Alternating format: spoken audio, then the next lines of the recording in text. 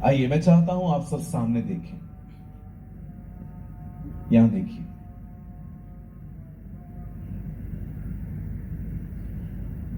हमारी बाइबल में,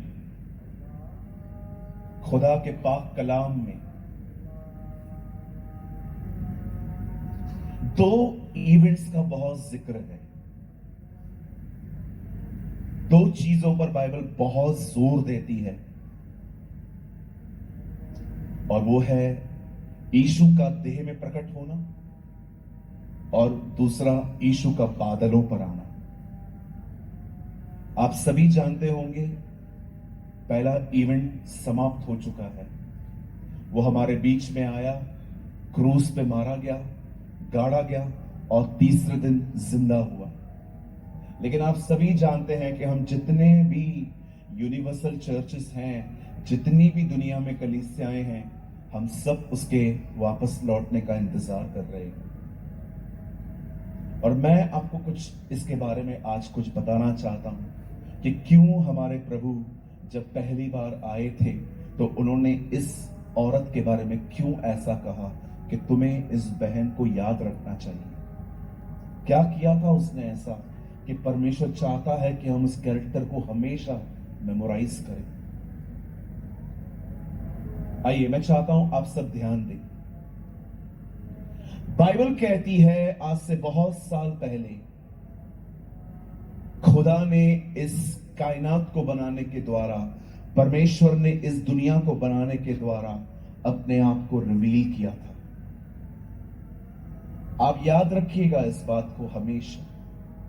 परमेश्वर ने इस संसार पे अपने आप को दुनिया बनाने के द्वारा प्रकट किया था, रिवील किया था। और जब परमेश्वर ने इस दुनिया को बनाया तो उसने इस दुनिया को 6 दिनों में बनाया था। और बाइबल बताती है 6 दिन बनाने के बाद उसे 7वें दिन विश्राम किया और इस दिन को ब्लेस किया। और आप सभी जानते होंगे, लॉन्ग स्टोरी शॉर्ट, मैं बड़ी कहानी को छोटा कर रहा हूं, कि परमेश्वर ने कैसे 6वें दिन पर एक मनुष्य बनाया जिसका नाम आदम था। परमेश्वर ने उसके लिए एक सहायक बनाई जिसका नाम हवा था। ये हवा नाम उसे आदम ने दिया था, लेकिन परमेश्वर ने उसका नाम हवा नहीं, सहायक रखा था। हवा के 2 नाम थे। उसके हस्बैंड ने उसे नाम दिया था ईव, लेकिन परमेश्वर ने कभी उसका नाम हवा नहीं रखा। परमेश्वर ने उसे सहायक कहा था कि ये तेरी सहायक है। बाइबल बताती है जब परमेश्वर ने इंसान को बनाया, उसके बाद उसने उसे वहां से उठाकर अदन के बाग में रख दिया कि वो उसमें काम करे और उस बाग की रक्षा करे। जब परमेश्वर ने उन्हें वहां पर रखा, परमेश्वर ने एक बहुत सिंपल थिंग उन्हें एक्सप्लेन की कि देखो, इस बाग में जो कुछ है वो तुम्हारे लिए है, तुम उसे खा सकते हो, लेकिन उसके बीचों बीच उसने एक वहां पेड़ लगाया था जिसका नाम था भले और बुरे के ज्ञान का वृक्ष। और परमेश्वर ने साफ कहा था तू उसे मत खाना, क्योंकि जिस दिन तू उसे खा लेगा उस दिन तेरी आंखें खुल जाएंगी और तुझे पता चल जाएगा।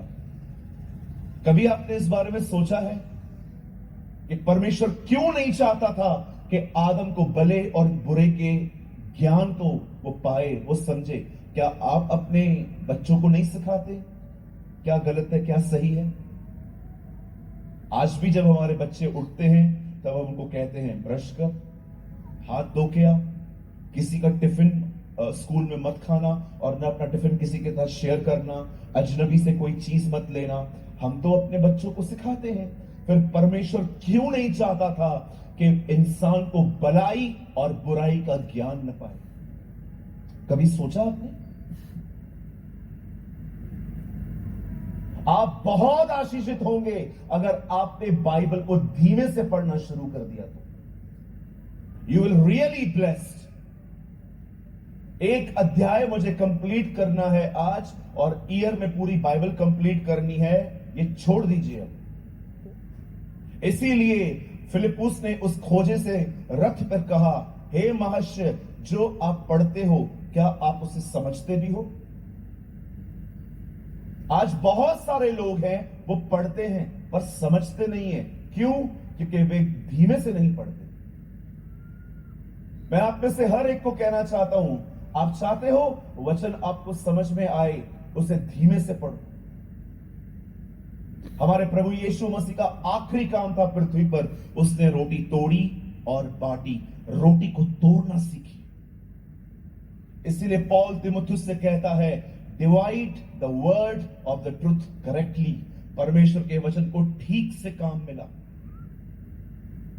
जब भी आप वचन को पढ़ते हैं, बहुत धीरे से पढ़ें, प्रार्थना के साथ पढ़ें। आपके घर में टीवी चल रही है, बच्चे मजाक कर रहे हैं, वहां से उठ जाइए, एक ऐसा स्थान पकड़िए जहां पर कोई नहीं है, जहां शांति है, और आराम से याद रखना हमेशा इस बात को, बाइबल पढ़ी नहीं जाती। बाइबल इसलिए दी गई है ताकि हम परमेश्वर को सुन सके, खुदा को सुन सके। एक दिन एक धनवान मर जाता है और वो नरक चला जाता है। लाजर मर जाता है, वो स्वर्ग चला जाता है। जब धनवान ने उसे देखा कि वो इब्राहिम के साथ है, तो कहता है, हे पिता इब्राहिम, इस लाजर को बोल मेरे घर जाए और मेरे परिवार को संदेश दे कि हां, नरक नाम की एक चीज है और वो बचे। इब्राहिम कहता है, नहीं, कोई नहीं जाएगा। उनके पास किताबें हैं, वहां पर नहीं लिखा है उन्हें पढ़ें, लिखा है सुने। बाइबल सिर्फ पढ़ने के लिए नहीं दी जाती, बाइबल इसलिए दी गई है ताकि उसे